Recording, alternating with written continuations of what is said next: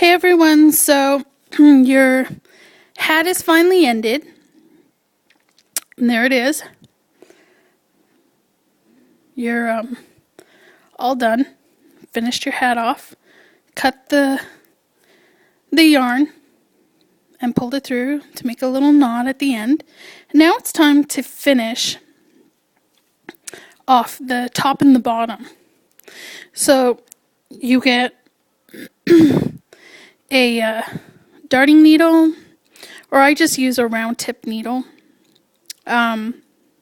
Just make sure that the top is wide enough for you to get your yarn through.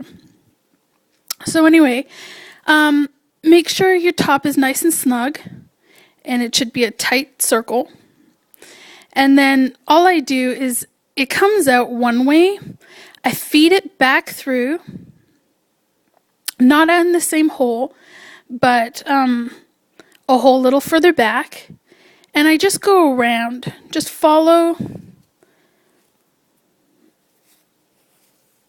the loop that it's the round circle that has been made. And you just go through and follow it. And I usually like to do it a couple of times, just to make sure that it's nice and secure. And then when I get to the end, or you don't have to go all the way around if you don't want to. If you decide, okay, you know what, it's secure enough. All I do is I do go back the other way, further back, not in the same hole,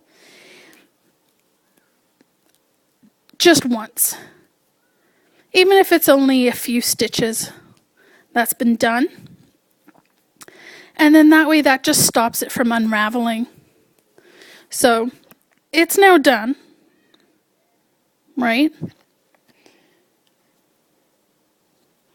So all you do is you grab yourself a pair of scissors. Just grab my scissors here. Hold on to your needle. So grab your scissors and the little tag, and you just snip it off. Okay? And then that's the top finished. See? Nice and finished. And then you get to the bottom and you do the same thing. So you thread. I like to do it nice and tight. Makes it easier to thread into your needle.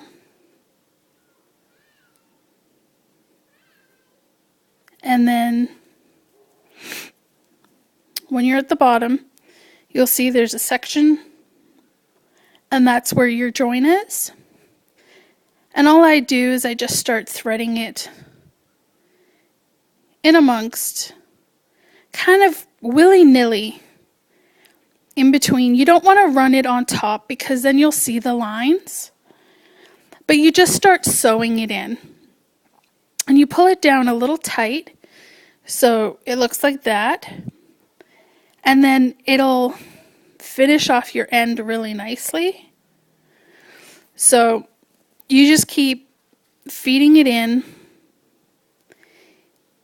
through all the way around.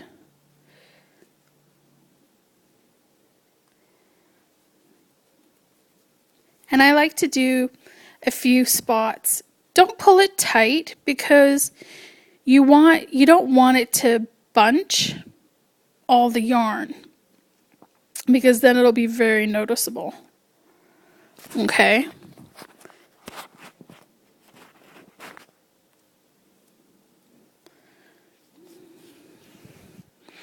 You just want it to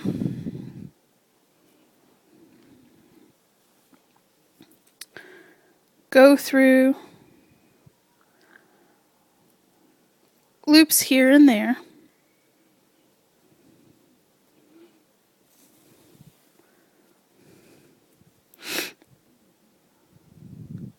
And then once you think you've done enough, I like to do it quite a bit because then if it does pull out, like you put it through the wash or whatever, you do end up with a little bit of a tail that you can then rethread back in.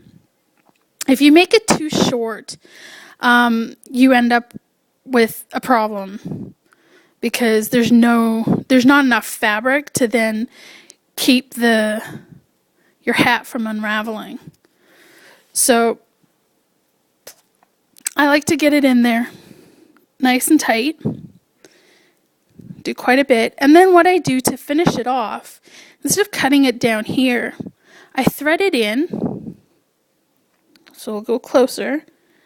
And then I thread it through the top of one of the loops. And then that way it ends at the top, the end of your hat. Cut it off. And that's it. Your hat is done. So there is your newly made hat.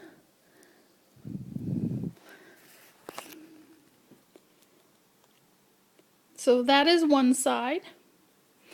And then what you can do is reverse it. And that is the other side. So you can pick and choose which side you actually prefer. Me personally, I prefer it to be nice and spiky on the outside. But like I said, if you have thinner hair or you find you're too cold, then turn it the other way around. So the flat side is on the outside like this, and the bumpy side on the inside like that. And it should give you a nice air cushion to keep you nice and warm.